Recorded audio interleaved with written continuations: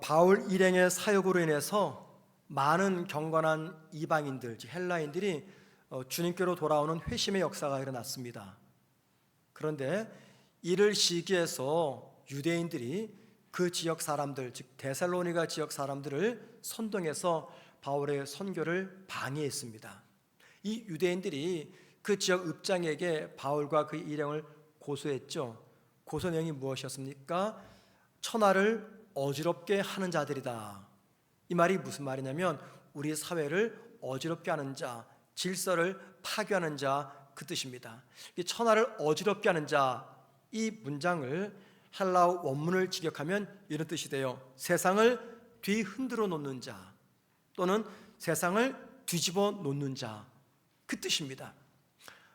바울과 그의 일행은요, 빌립보 데살로니가 사회를 어지럽게 하지 않았습니다. 그냥 복음을 전했어요. 근데 복음을 전했더니 나타나는 현상들이 있잖아요. 그 현상을 보면서 이 유대인들과 그를 따르는 사람들이 세상을 어지럽히는 자, 세상을 뒤집어 놓는 자다라고 고소를 한 겁니다. 이들의 이 고소 내용이요, 다 틀리진 않습니다. 분명한 건 바울과 그의 일행이 데살로니가 시의 사회 질서를 무너뜨리지 않았습니다. 어떤 혁명을 도발하지도 않았습니다. 그런데 복음을 전했더니 전혀 변하지 않는 이 강팍한 마음을 가진 사람들이 주님께로 돌아오는 회심의 역사가 나타난 거죠. 그래서 한편으로는요, 이들의 이 말이 맞습니다. 바울과 그의 일행들이 했던 그 사역을 통해서 데살로니가 지역이 뒤집어진 겁니다. 뒤엎어진 겁니다. 여러분, 이게 지금 무슨 이야기냐면 기독교를 탄압하는 반 그리스도인들조차도 우리 기독교의 복음과 선교사들의 사역을 이 사회에 강력한 영향력을 행사하는 사역이며 말씀이다 하는 것을 그들 스스로가 인정하는 거예요. 우리 가운데 인정하는 분도 계시고 인정하지 않는 분도 계실 겁니다. 무엇을요? 예수 믿는 저와 여러분에게는 세상을 변화시키는 강력한 힘이 있다는 겁니다. 목사님, 나 한 사람도 힘들어요. 우리 가정도 힘든데 내가 무슨 사회를 뒤집어 놓습니까? 나한테 그런 힘 없어요. 이렇게 말할 겁니다. 여러분들이 동의하든 동의하지 않든 예수 믿는 우리에게는요, 이 세상을 변화시키는 놀라운 힘과 능력이 있어요. 그게 뭡니까? 십자가 복음이에요. 믿으십니까, 여러분들? 기독교 역사 2000년 동안 이 세계가 십자가 복음을 통해 다 뒤집어졌어요. 우리나라도 그렇고 미국도 아시아도 아프리카도 유럽도 이 복음 때문에 다 뒤집어졌습니다. 지금도 그런 일이 일어나고 있는 거예요. 내가 인정하든 인정하지 않든. 제가 설교를 준비하면서요, 한 장 정도 원고를 따로 준비했습니다. 그게 뭐냐면 십자가 복음 때문에 이 세상이 변화된 그 흔적들이죠. 제가 준비했다가 제가 그냥 덮어버렸습니다. 왜냐하면 우리가 너무 잘 알고 있는 사실이잖아요. 그걸 제가 또다시 아까운 설교 시간에 그걸 할애하는 게 제가 시간이 아깝기 때문에, 너무나 알고 있기 때문에 그냥 빼버렸습니다. 그렇게 우리에게는 세상을 변화시키는 놀라운 십자가 복음이 있다는 겁니다. 그 십자가 복음을 통해서 바로 이 데살로니가 사회가 변화가 된 거죠. 바울이 이 데살로니가에서 얼마큼 사역했습니까? 짧게는 3주, 길게는 6개월까지 봅니다. 이 정확한 건 몰라요. 그러나 적어도 3주에서 6개월 정도 될 거다. 여러분, 3주에서 6개월 동안 한 도시를 뒤집어 놓는다는 거, 이거 불가능해요. 이거 불가능합니다. 우리 선교사님들이 선교지에 떠날 때는 큰 욕심을 갖고 의욕을 갖고 떠납니다. 사명 충만해서. 그런데 점점 깨닫는 게 뭐냐면 이게 긴 세월이 지나야 겨우 1명, 2명, 3명 열매를 맺는다는 거예요. 우리가 한 주간 단기 선교 다녀왔습니다. 단기 선교 통해서 우리가 그 지역 뒤집어 놓습니까? 막 영혼들이 우리 때문에 회심합니까? 전혀 그런 일 없어요. 그 정도로 사람은요 쉽게 돌아오지 않습니다. 왜? 사탄이 그 영혼을 딱 붙잡고 있기 때문에 쉽게 돌아오겠습니까? 단 우리가 하는 건 뭐냐면 이 브릿지, 다리를 놓아주는 거예요. 어떤 브릿지입니까? 우리가 하는 그 사역을 통해서 이 사람들이 선교사님과 더 가까워질 수 있도록, 나중에 선교사님들이 우리가 뿌리고 그 씨앗의 결과로 그들에게 복음을 전할 수 있도록, 우리 다리를 놓는 겁니다. 오랜 세월이 걸려요. 그런데 이 데살로니가는요, 짧게는 3주, 길게는 6개월 동안 엄청난 변화가 나타납니다. 오늘 우리 성경의 본문 사도행전은 잘 나와 있지 않지만 데살로니가 전서라는 성경 보면요, 그 흔적이 나타나요. 자, 바울이 데살로니가에서 복음을 전하고 박해를 피합니다. 베레아로 갑니다. 그 베레아에서 아덴, 즉 아테네로 갑니다. 그 아덴에서 이제 고린도로 내려옵니다. 그 고린도에서 바울이 누굴 기다렸냐면 디모데를 기다렸어요. 디모데는 데살로니가에다 두고 왔거든요. 자, 데살로니가에서 떠난 지 한 6개월 정도가 되었을 때 디모데부터 연락이 오는 겁니다. 그 연락은 그 데살로니가 교회가 어떻게 변화됐는지 그 소식인 거죠. 그리고 나서 바울이 그 데살로니가 교인들에게 편지를 썼어요. 그게 바로 데살로니가전서 후서입니다. 그러니까는 이 데살로니가전서는요, 바울이 데살로니가에서 복음을 전하고 떠나고 나서 짧게는 6개월, 길게는 1년이 지난 다음에 쓴 편지입니다. 그런데 그 6개월 혹은 1년 사이에 이 데살로니가 교회가 엄청난 변화가 나타납니다.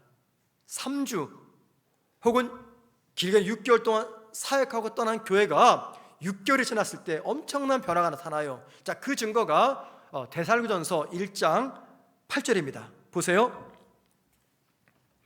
주의 말씀이 너희에게로부터 마게도냐와 아가야에만 들릴 뿐 아니라 하나님을 향하는 너희 믿음의 소문이 각처에 퍼졌으므로 라고 말합니다. 데살로니가 교회 성도들의 믿음의 소문이 각 지역에 퍼지게 되었다, 그 말입니다. 또 하나 볼까요? 자, 데살로니가전서 1장 7절입니다. 그러므로 너희가 마게도냐와 아가야에 있는 모든 믿는 자의 본이 되었느니라. 모든 믿는 자의 본이 되었다. 보세요, 여러분들, 두 가지를 말하죠. 데살로니가 교회 성도들이 믿음이 소문이 났어요. 그리고 많은 사람들에게 믿음이 본이 된 겁니다. 믿음 생활하려면 저기 있는 데살로니가 교회 성도들처럼 해야 된다. 교회를 운영하려면 더 데살로니가 교회처럼 운영해야 된다. 이 믿음의 본이 된 거죠. 이게 무슨 말입니까? 그들의 믿음이 깊어지고 성숙해졌다, 그 뜻입니다. 여러분, 데살로니가 교회가 세워진 지 얼마 안 됩니다. 6개월, 1년밖에 지나지 않았습니다. 그런데 어떻게 이 놀라운 역사가 일어나는 겁니까? 교회가 건축되면, 개척이 되면요, 초기 6개월에서 1년 사이에 담임 목사와 성도들의 유일한 관심이 뭡니까? 교회 생존입니다. 그죠? 개척교회가 6개월이 되고 1년 되면요, 유일한 관심은 교회 생존을 왜 했습니다. 그런데 이 데살로니가 교회는요, 생존 때문에 존재하는 교회가 아니라 하나님의 복음을 전하고 많은 교회에 소문이 나고 본이 되는 그런 교회가 된 것입니다. 자, 질문이 이겁니다. 도대체 무슨 이유 때문에, 비결이 무엇인지, 교회가 설립되고 나서 6개월이 조금 지났음에도 불구하고 이 역동적인 교회가 되었는가, 성숙해지고 깊어진 신앙과 신앙의 공동체가 되었는가라는 겁니다. 오늘 설교를 통해서 그 비결이 뭔가를 한번 좀 생각해 보려고 합니다. 2절 말씀 보시기 바랍니다. 오늘 본문, 바울이 자기의 관례대로 그들에게로 돌아가서 새 안식일에 성경을 가르치고 강론하며, 여기 2절 말씀 보면은요, 바울이 데살로니가에서 한 것은 오직 성경을 강론한 것일 뿐이었다라고 말합니다. 성경을 풀어서 설명하는 거예요. 이게 바로 누가가 기록한 장면입니다. 사도행전은 누가가 기록했잖아요. 누가는요, 바울을 따라다녔던 선교 일원이었어요. 누가 가만히 지켜보니까 바울의 사역이 뭐냐면 그냥 성경만 가르치는 거예요. 그 이야기를 제3자인 누가의 관점에서 기록해 놓았어요. 자, 그런데 데살로니가에서 복음을 전했던 이 바울, 당사자는 자신의 사역을 어떻게 이해했을까요? 자, 데살로니가전서 1장 5절입니다. 이건 이제 바울의 이야기입니다. 보세요. 이는 우리 복음이 너희에게 말로만 이른 것이 아니라, 우리 복음이 무슨 말이냐면 바울과 바울 일행이 데살로니가 교회에서 전했던 내용, 그게 바로 복음이었다라고 말합니다. 이건 바울 자신의 진술입니다. 이 데살로니가전서 1장 5절은요, 사도행전 17장 2절 말씀을 바울식으로 풀어 설명한 거예요. 자, 보세요. 사도행전 17장 2절과 데살로니가전서 1장 5절 두 말씀은요, 데살로니가 교회가 믿음의 바른 성숙을 이룰 수 있었던 것은 오직 성경뿐이었다, 오직 복음뿐이었다 하는 것을 강조합니다. 성경은요, 바울의 사역의 전부였습니다. 그리고 데살로니가 교회를 변화시킨 주된 원동력이었어요. 한 교회를 담임 목회하는 담임 목사에게는요, 목회 철학이 있습니다. 목회 철학. 그리고 그 목회 철학에 따라서 목회를 진행하는 거죠. 예를 들면 제자 훈련으로 교회를 성장시킨 목사님에게는요, 목회 철학이 제자 훈련입니다. 그분들은요, 목회자 설교보다도 이 제자 훈련을 더 귀하게 생각합니다. 그래서 제자 훈련하는 교회는요, 대부분 금요 기도회를 하지 않습니다. 그 시간에 제자 훈련하는 거예요. 또 설교를 잘하는 목사님, 그 설교 때문에 교회를 부흥시킨 목사님은요, 설교가 목회 핵심입니다. 설교가 제일 중요해요. 제자 훈련, 양육 아무 필요 없습니다. 그냥 설교 하나면 되는 거예요. 또 담임 목사가 선교사 출신이잖아요. 그럼 자연스럽게 그 교회에서 가장 중요한 것은 선교가 되는 겁니다. 이게 바로 목회 철학이에요. 목회 철학. 보통 목회자들은요, 담임 목회를 하기 전에는요, 신학교에서 배운 대로 목회를 위해서는 성경이면 충분하다라는 확신을 갖고 있습니다. 성경이면 충분하다. 그러니까 성경이 제일 중요하다 그거죠. 자, 그런데 이 신념이 바뀝니다. 언제 바뀌는 줄 아세요? 담임 목회를 시작하면 바뀌어요. 담임 목회를 시작하면 성경이 제일 중요하다, 말씀이 제일 중요하다, 이 신념이 바뀝니다. 왜 그러냐면 담임 목회를 하기 전에는요, 한 교회를 책임지지 않으니까 성도들의 다양한 영적인 요구를 별로 관심이 없습니다. 그냥 부교육자 때는 담임 목사님이 지시하는 대로 하니까는 별로 관심이 없어요. 그런데 담임 목회를 하다 보면은 항상 담임 목사는 성도들의 영적 요구에 관해서 관심이 많거든요. 이거 해주세요, 저거 해주세요. 다양한 성향을 지닌 성도들이 많은 요구를 교회에다가 합니다. 자, 그러다 보니까는 담임 목사가 무슨 생각을 하냐면, 현장에서는, 목회 현장에서는 성경만으로 안 되는구나. 신학교 때는 오직 성경만으로 된다 배웠는데 목회 현장에서는 성도들은 성경보다도 다른 것을 요구하는구나 싶어가지고요, 성경이 아닌 다른 프로그램을 교회에 도입을 합니다. 이게 더 중요한 겁니다. 자, 그런데 하나님은 오늘 말씀을 통해서 분명한 답을 제시해 주십니다. 보세요. 여기 데살로니가 교회 성도들이 영적으로 성숙하고 믿음이 견고해진 것은 프로그램 때문입니까? 제자 훈련 때문입니까? 아니에요. 뭐 때문입니까? 하나님의 말씀 때문입니다. 말씀. 성도들의 믿음이 무너지고 영적 침체에 빠지고 교회가 영적으로 힘을 잃고 교회와 성도가 시대적 사명을 잃어버리는 이 불행, 이 결정적인 이유는요, 교회 안에 프로그램이 없어서가 아닙니다. 제자 훈련을 받지 않아서가 아닙니다. 성경을 모르기 때문이에요. 바른 복음을 듣지 못했기 때문에 이런 문제가 발생하고 있는 것이죠. 바로 이것이 오늘 본문을 통해서 하나님께서 먼저는 설교를 준비한 저에게, 그리고 여러분에게 주시는 믿음의 교훈입니다. 그러면 여러분, 이 바울이 어떤 자세로 이 복음을 전했을까요? 말씀을 전하는 자는 어떤 자세를 가져야 될까요? 데살로니가전서 1장 5절에 그 답을 알려줍니다. 보세요. 이건 역시 바울이 데살로니가 교회 성도들에게 전하는 말이에요. 이는 우리 복음이 너희에게 말로만 이런 것이 아니라 또한 능력과 성령과 큰 확신으로 된 것임이라. 이게 무슨 말이냐면 바울이 말하는 겁니다. 우리가 너희들한테 성경, 복음을 전했는데 그 복음은 우리 말로만 전한 게 아니라 능력과 성령과 큰 확신으로 전한 것이다, 그 말하는 겁니다. 여기 세 가지가 나오죠. 능력과 성령과 큰 확신. 이건 별개의 것이 아닙니다. 쉽게 말해서 성령의 능력, 성령의 큰 확신, 이걸 말합니다. 자, 그러니까 바울이 데살로니가 교회 성도들에게 지금 무슨 말하냐면, 우리가 여러분에게 복음을 전했던 것은 우리의 지혜, 우리의 재능, 우리의 경험을 바탕으로 해서 전하는 것이 아닙니다. 성령의 감동으로 성령의 확신 속에서 성령의 능력으로 복음을 전한 것입니다. 그 이야기하고 있는 거예요. 여러분, 이건 여러분에게 해당 안 될 거예요. 저 같은 설교자에게 해당됩니다. 말씀을 전하는 설교자에게 성령의 능력의 확신이 없으면요, 그 설교자는 가장 불행한 설교자입니다. 이에 관해서 영국의 유명한 목회자였던 마틴 로이 존스 목사님은 그의 책 목사와 설교에서 이 이야기를 이렇게 풀어 설명했습니다. 여러분에게 좀 도움이 될 겁니다. 들어보세요. 성령의 능력에 관해 무엇인가 믿지 못하고 알지 못하면 그것은 심장을 파멸시키는 고역입니다.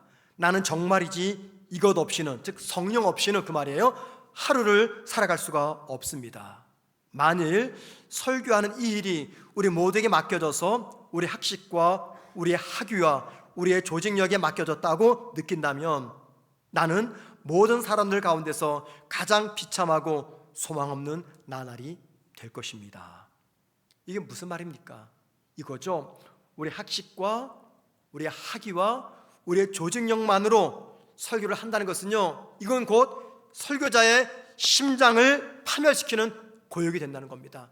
그만큼 비참하고 그만큼 고통스러운 일이 될 것이다, 그 말입니다.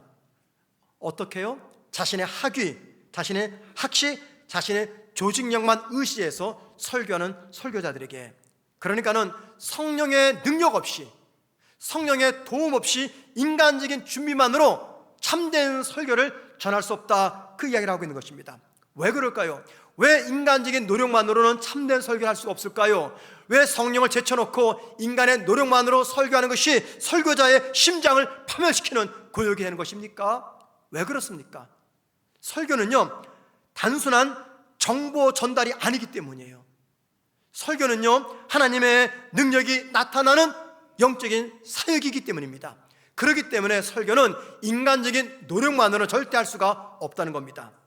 그런데 여러분, 이 이야기가 설교자에게만 해당이 될까요? 아니라고 생각합니다. 누군가에게 내 입으로 복음을 전하는 경우, 특별히 교사나 셀장들에게 꼭 해당되는 이야기다 생각을 합니다. 여러분, 하나 물어보겠습니다. 내가 누군가에게 복음을 전합니다. 그리고 그 복음이, 내가 전하는 복음이 그 사람의 운명을 좌우한다라는 확신이 들면은 어떻게 할까요? 여러분, 그런 경험 있으십니까? 내가 누군가에게 복음을 전하는데 내 스스로 이런 확신을 갖는 거예요. 오늘 내가 이 사람에게 전하는 이 복음은 이 사람의 운명을 좌우하는 시간이다. 그런 경험과 확신이 있으십니까? 만약에 그런 확신이 나한테 든다면 우리는 어떻게 할까요? 성령의 능력을 전적으로 의지합니다. 그리고 그 순간 계속해서 내 속으로 기도합니다. 성령님, 나를 도와주셔야 됩니다. 나를 도와주셔야 됩니다. 왜 그렇습니까? 성령께서 내가 전하는 복음에 함께하지 않으시면 나는 사람들을 절대 변화시킬 수가 없기 때문입니다. 사람들을 주님께로 인도할 수가 없기 때문이에요. 우리 교회에 100명이 넘는 셀자님들과 또 130명이 넘는 교사들이 있습니다. 모든 봉사자들이 다 귀합니다. 다 귀해요. 그런데 이 두 분류의 봉사자들은요, 일반 봉사자들에 비해서 좀 특별합니다. 왜 특별합니까? 직접적으로 누군가의 영혼을 섬기는 분들입니다. 이분들이 뭘 가지고 영혼을 섬깁니까? 두 가지입니다. 말씀과 사랑입니다. 말씀과 사랑 두 가지를 가지고 다른 영혼들을 섬기죠. 근데 여러분, 이게 쉽습니까? 어려워요. 누군가를 섬긴다는 것은요, 많은 지혜가 필요합니다. 인내심이 필요합니다. 무엇보다도 성령님의 도우심이 필요합니다. 왜 그래요? 누군가를 섬긴다는 것은 정말 고통스러운 일이기 때문이에요. 내 힘으로는 절대 할 수 없는 일이기 때문입니다.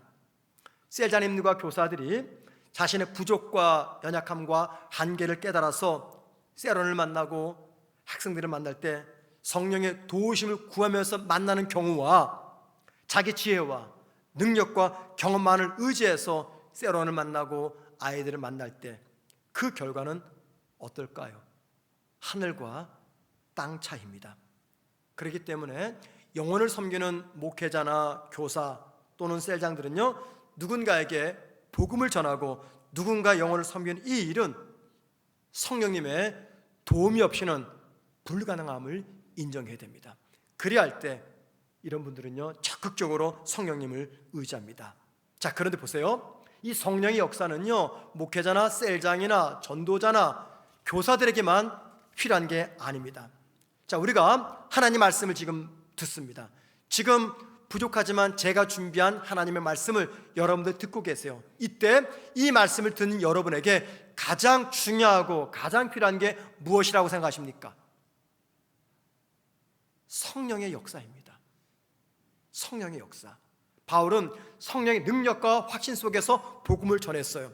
그러면 그 복음을 들었던 데살로니가 교회 성도들은 어떤 자세로 이 복음을 받았을까요? 바울이 그 답을 알려줍니다. 데살로니가전서 1장 6절입니다. 또 너희는 많은 환난 가운데서 성령의 기쁨으로 말씀을 받아 우리와 주를 본받은 자가 되었으니, 이 말씀 보면요, 데살로니가 교회 성도들이 복음을 들을 때 고난과 박해가 따라왔다, 그 이야기를 하고 있습니다. 편안한 가운데 이들이 복음을 들은 게 아닙니다. 삶에 아무런 문제가 없는 가운데 복음을 들은 게 아니에요. 복음을 들을 때 많은 박해가 있었습니다. 환난과 어려움과 힘겨움이 있었어요. 그런데 그 말씀을 받았습니다. 보통요, 삶이 어려우면요, 복음이 귀에 안 들립니다. 그저 지금 여러분 가운데 당장 내일 출근해서 해결될 큰 사업에 문제가 있는 분들은 이 복음이 잘 안 들릴 거예요. 온통 신경이 다 거기 가 있으니까는.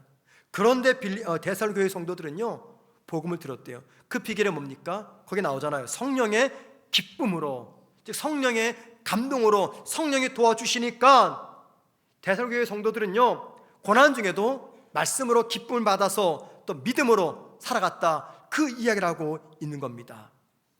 성령은 우리가 말씀을 듣고 성경을 읽는 그 과정을 통해서 내 안에서 일하십니다. 여러분 꼭 기억하셔야 돼요. 성령님은요, 말씀 없이 역사하지 않아요. 성경 보십시오. 특별히 사도행전을 보세요. 항상 성령의 역사는 어디에 일어나느냐? 말씀과 함께 나타납니다. 왜요? 말씀이 하나님의 말씀이기 때문에. 그래서 우리가 말씀을 듣는 순간, 성경을 읽고 묵상하는 순간 성령님의 개입을 구하셔야 됩니다. 성령님의 감동을 구하셔야 돼요. 그래서 영적으로 잠든 내가 깨어납니다. 그래야 영적으로 병든 내가 건강해집니다. 그래야 무너졌던 내가 다시 일으킴을 받습니다. 그래야 다른 사람과 원수되었던 내가 평화의 도구로 사용됩니다. 이 일이 가능하도록 돕는 분, 그분이 바로 성령입니다. 성령님. 그렇기 때문에 여러분들 예배를 드릴 때, 말씀을 들을 때, 혹은 성경을 읽을 때 성령님의 도우심을 구하셔야 됩니다. 저도 마찬가지입니다.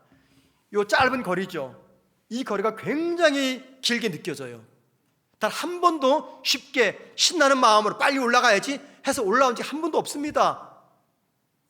제가 처음 이야기하는데 수년 전에 저한테 공황장애가 잠깐 왔었어요. 여기 올라오는 게 너무 두려웠습니다. 지금도 두려워요. 그때는 여러분들이 하나도 안 보이고요, 그냥 눈이 검해요. 그리고 막 그냥 숨이 탁탁 막히고, 이 불안한 거죠. 두려운 거죠. 지금도 마찬가지입니다. 그래서 올라올 때 항상 하는 기도가 있어요. 성령님이 아니면 나는 아무것도 아닙니다. 이 기도를 마치 주문해 오듯이 한 번만 해도 하나님 들어주잖아요. 그런데 내 입장에서 불안한 거예요. 하나님 안 들어주실까 봐.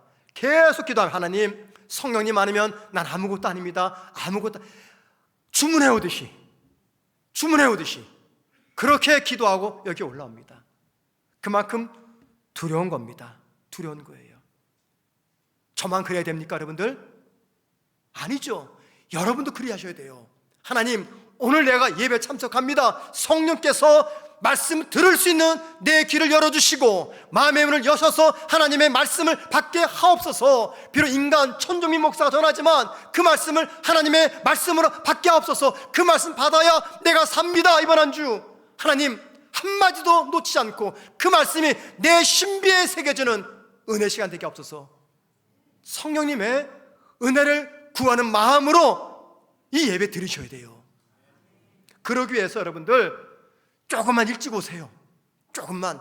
예배 시작이 되고 왔을 때 마음이 급하잖아요. 적어도 예배 시작되기 전에 좀 일찍 오셔가지고 이 간절한 기도를 하나님께 드리고 예배에 참석하고 말씀을 받아보세요. 달라질 겁니다. 부탁드립니다. 저와 여러분이 말씀을 깨닫기 위해서만 성령의 도우심이 필요한 게 아니에요. 저와 여러분이 성도답게 살아가기 위해서 이 성령의 도우심이 필요합니다. 자, 보세요. 바울의 말입니다. 고린도후서 3장 18절입니다. 우리가 다 수건을 벗은 얼굴로 거울을 보는 것 같이 주의 영광을 보매 주의 영광과 같은 형상으로 변화하여 영광에서 영광에 이르니, 이게 무슨 말이냐면 저와 여러분이 이 땅에서 예수를 믿은 다음에 조금씩 변하다가 마침내 하늘나라 가서 영광스러운 하나님의 사람으로 완성이 된다, 그 이야기입니다. 그런데 이 모든 이것들을 누가 이루어주느냐? 그 뒤에 보세요. 이렇게 말하죠. 곧 주의 영으로 말미암으니라. 주의 영, 뭡니까? 성령입니다. 성령. 이 말씀은 성도가 거룩한 삶을 살아가고 성도가 주님 닮은 제자가 되는 것, 이게 바로 성령님의 사역이다, 그 말입니다. 이 말씀은요, 우리의 삶과 관련해서 중요한 것을 알려줍니다. 성령님이 돕지 않으시면 저와 여러분요, 작은 유혹 앞에서 무너집니다.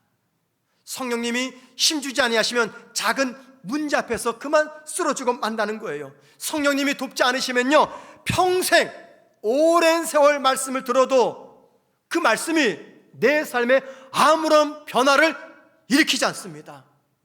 말씀이 약해서가 아닙니다. 말씀이 은혜롭지 않아서가 아니에요. 성령께서 내 마음의 문을 열어주지 않으시면요, 평생 들은 그 말씀이 내 삶에 아무런 영향을 주지 못합니다. 한마디로 말해서 저와 여러분요, 성령님의 도우심이 없으면 바른 성도답게 살아갈 수가 없다는 겁니다. 그래서 우리는 늘 성령님의 임재와 성령님의 도우심을 구하셔야 돼요. 자, 여러분, 성령님의 인도를 따라 말씀을 듣는 분들에게는 공통점이 하나 있습니다. 내가 지금 성령님의 인도를 따라 말씀을 듣고 있구나 확인할 수 있는 공통점이 있어요. 그게 바로 데살로니가전서 2장 13절에 나옵니다. 보세요. 이러므로 우리가 하나님께 끊임없이 감사함은 너희가 우리에게 들은 바 하나님의 말씀을 받을 때 사람의 말로 받지 아니하고 하나님의 말씀으로 받으니 진실로 그러하도다. 이 말씀이 또한 너희 믿는 자 가운데서 역사하느니라. 바울의 말입니다. 하나님의 감동에 의해서 바울이 데살로니가에서 많은 말씀을 전했어요. 그런데 그 말씀이 그들의 삶에서 역사한대요. 말씀이 일한다. 말씀이 일을 하고 있어요. 여러분, 이게 얼마나 귀한 은혜입니까? 말씀이 내 삶에서 역사하는 거. 그런데 그 전에 조건이 뭡니까? 이렇게 말하잖아요. 말씀을 받을 때 사람의 말로 받지 아니하고 하나님의 말씀으로 받았으니 이건 당연하다, 그 이야기하고 있는 거예요. 그러니까는 데살로니가 성도들은요, 바울과 그의 일행이 복음을 전할 때 그 말을 사람의 말이 아닌 하나님의 말씀으로 받았다, 그 말입니다. 그 결과 어떤 역사가 나타났습니까? 히브리서 4장 12절의 역사가 나타나는 거예요. 한번 들어보세요. 히브리서 4장 12절입니다. 하나님의 말씀은 살아있고 활력이 있어 좌우에 날선 어떤 검보다도 예리하여 혼과 영과 및 관절과 골수를 찔러 쪼기까지 하며 또 마음의 생각과 뜻을 판단하나니. 말씀의 능력을 말하죠. 이 말씀의 능력을 지금 데살로니가 교회 성도들이 경험한 거예요. 말씀의 일하심을. 누가 이 은혜 경험합니까? 사람의 말이 아닌 하나님의 말씀으로 받는 성도들. 그럴 때 히브리서 4장 12절의 역사가 나타난다, 그 말입니다. 말씀을 듣는 성도들에게는요, 설교자들의 인간적인 연약함, 설교자에 대한 오해와 소문, 설교자에 대한 편견과 의심 등 때문에 이 마음의 문을 딱 닫아버리고 예배 참석해서 말씀을 듣고 계신 분들이 계십니다. 그런데 만약에 설교자의 문제와 약함에도 불구하고 말씀 듣는 이 시간만큼은 저 설교자를 통해서 하나님이 나한테 당신의 말씀을 전하신다, 이 시간만큼은 저 사람에 대한 소문, 연약함, 문제 다 필요 없어, 하나님이 비록 저 사람이 연약하지만 저 설교자 통해서 나한테 말씀하셔 라고 생각해서 말씀을 받는다면은 그분은요 지금 성령의 인도를 따라 말씀받고 있는 것입니다. 그 결과 말씀으로 나를 살리시고 나를 변화시키시고 나를 회복하시는 하나님의 은혜를 경험하게 되는 거죠. 바로 그럴 때 히브리서 4장 12절의 말씀의 역사가 내 삶에서 나타나게 됩니다. 여러분, 데살로니가 교회 성도들이 바울 일행이 전하는 말씀을 하나님 말씀 받았을 때 어떤 역사가 나타났을까요? 바울은 그 이야기를 합니다. 자, 보세요. 데살로니가전서 1장 3절입니다. 너희의 믿음의 역사와 사랑의 수고와 우리 주 예수 그리스도에 대한 소망의 인내를 우리 하나님 아버지 앞에서 끊임없이 기억함이니. 데살로니가 교회 성도들에게 세 가지가 나타났대요. 첫째, 믿음의 역사. 둘째, 사랑의 수고. 셋째, 소망의 인내. 믿음, 소망, 사랑, 이 세 가지는요 우리 내적인 자세를 이야기하죠. 내면의 자세. 하지만 역사, 수고, 인내는요 믿음, 소망, 사랑의 외적인 표현을 강조하고 있습니다. 자, 첫 번째 보세요. 믿음의 역사. 이게 무슨 말이냐면 믿음은요 그 성격상 결코 믿음 자체로 머물지 않습니다. 믿음은 반드시 그 결과가 나타납니다. 그 결과를 바울은 믿음의 역사라고 이야기합니다. 만약 저와 여러분이 하나님을 신뢰한다면, 이 말씀이 하나님의 말씀임을 신뢰한다면 그 신뢰가 우리의 삶에서 어떤 형태로든지 나타나야 한다는 겁니다. 두 번째, 사랑의 수고입니다. 이게 무슨 말입니까? 우리가 사랑하기 때문에 혹은 사랑하기 위해서 애쓰는 것을 이야기합니다. 주님을 사랑합니다. 내가 복음, 성경을 사랑합니다. 그러면요 반드시 복음과 그리고 주님을 위한 사랑의 수고가 나타난다는 거예요. 이곳에 있는 우리 모두는요 주님을 정말 사랑합니다. 그렇다면 주님을 사랑하는 우리에게 뭐가 나타나야 됩니까? 헌신과 수고가 나타나야 돼요. 왜냐하면 사랑의 진실함은요 결코 말이 아닌 수고와 헌신으로 입증되기 때문입니다. 세 번째, 소망의 인내가 있었다라고 말합니다. 소망. 이 소망이 어떤 소망일까요? 초대교회 성도들이었던 데살로니가 교회 성도들이 품었던 소망.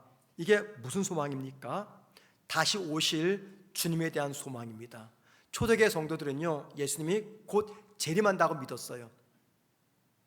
그래서 소망 그러면 다시 오실 주님에 대한 소망입니다. 그리고 그들은 그 소망 때문에 환난과 박해를 견디면서 믿음을 지켰던 거죠. 그럼 여러분, 다시 오실 주님은 어떤 주님일까요? 다시 오실 주님. 그리고 데살로니가 성도들이 기다렸던 주님은 어떤 주님일까요? 공의와 공평으로 이 세상을 심판하실 주님이십니다. 상급을 주시고 심판하실 주님을 기다렸어요.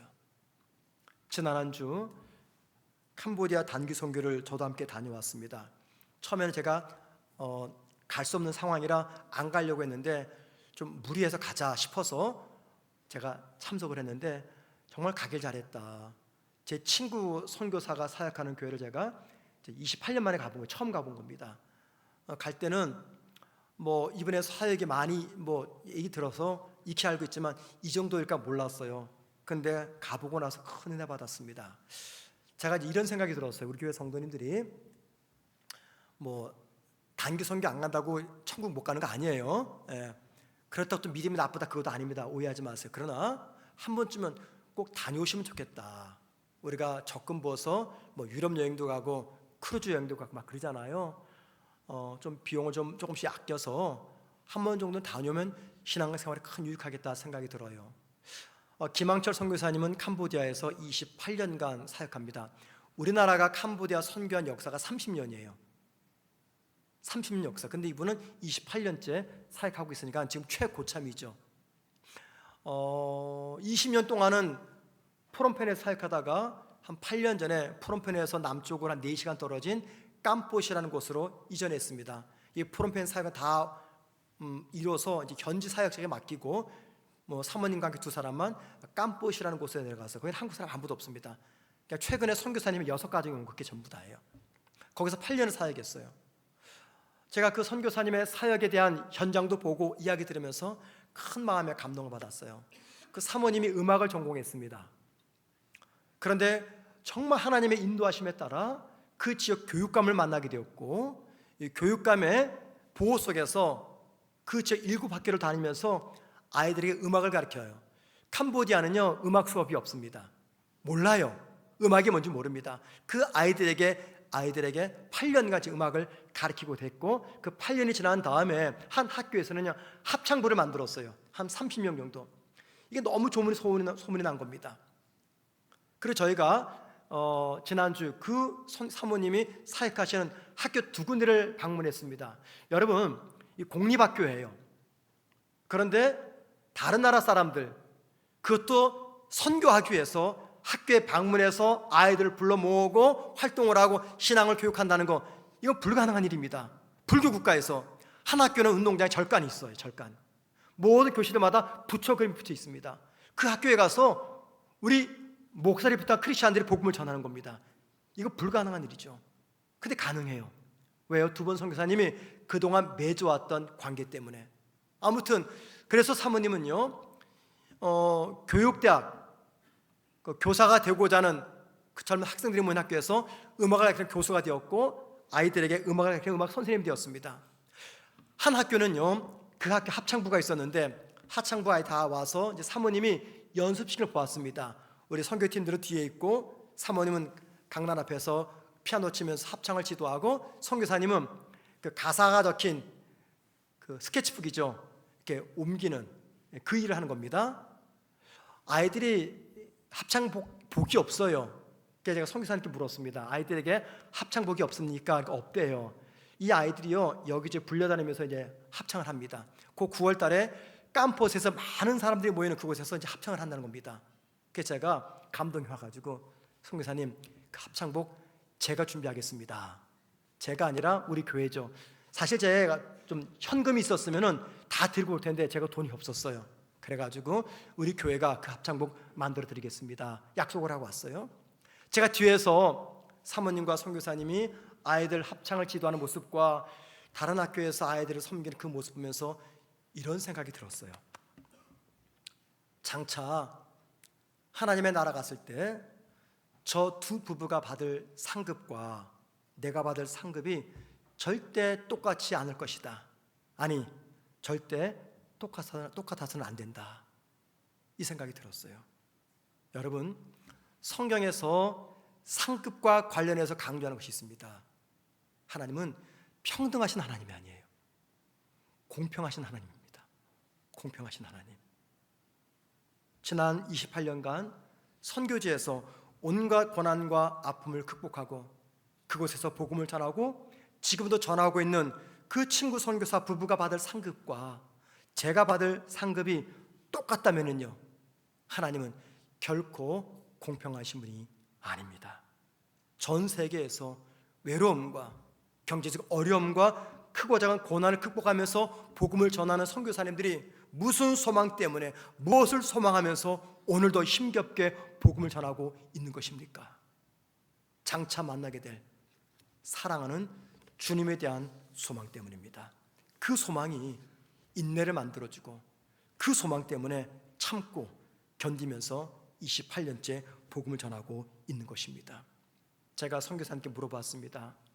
외롭지 않아요? 그랬더니 많이 외로워, 그 얘기하더라고요. 힘들지 않아요? 많이 힘들어, 그 이야기 하더라고요. 그러면서 2014년까지 어떤 계기가 있어가지고 힘들었던 이야기와 그 힘든 것 과정 속에서 하나님께서 도우신 은혜를 기록해 보았대요. 그랬더니 A4 용지, 이만한 용지 14장에 거쳐가지고 하나님께서 도우신 그 살아계신 증거들을 기록할 수 있었다, 그 이야기를 하더라고요. 힘들죠. 그런데 여러분, 그거 아십니까? 선교사 삶을 살기 때문에 힘들면 그 이상의 하나님의 위로와 은혜가 주어진다는 겁니다. 우리가 성령의 도우심으로 신앙생활합니다. 예수 믿습니다. 그리고 모여서 교회를 이뤘습니다. 여러분, 그런 저와 여러분에게 하나님께서 무엇을 기대하실까요? 우리 교회에 뭘 원하실까요? 저는 한 단어로 변화라고 생각합니다. 변화되기를 원하십니다. 저와 여러분이 변하고 우리 교회가 변하기를 원하십니까? 어떤 변화입니까? 주님을 향한 믿음의 역사와 사랑의 수고와 소망의 인내의 변화입니다. 교회가 성도들이 수적으로 늘어나잖아요. 그러면 이 담임 목사의 고민이 더 커져갑니다. 왜냐하면 성도들의 원하는 영적인 욕구가 다 다르기 때문이에요. 성도가 10명이면 10명만큼은 신경 쓰면 돼요.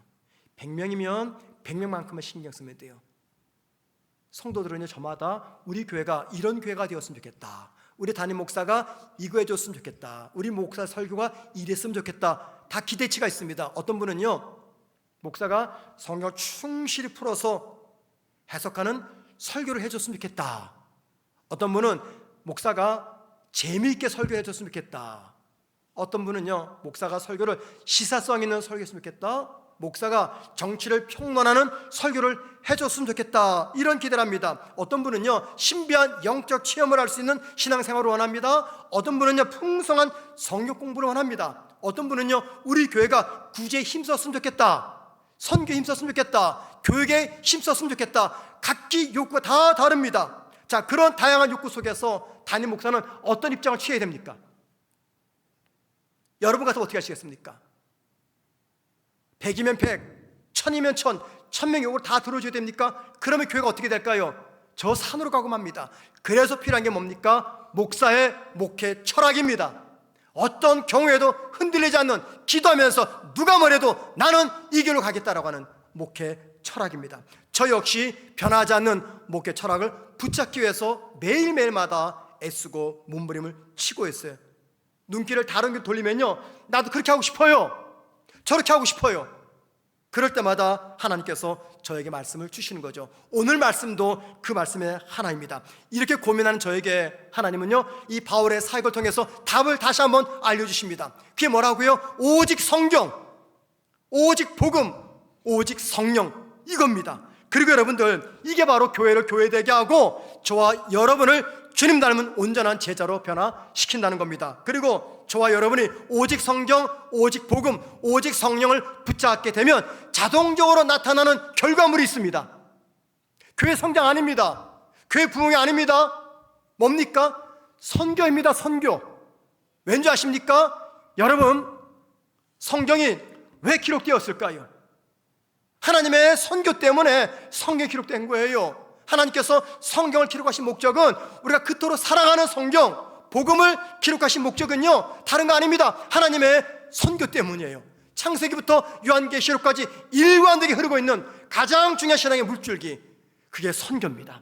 그 선교 때문에 하나님은요, 성경을 기록하셨고, 그 선교 목적 때문에 하나님은 성경을 전하고 계신 거예요.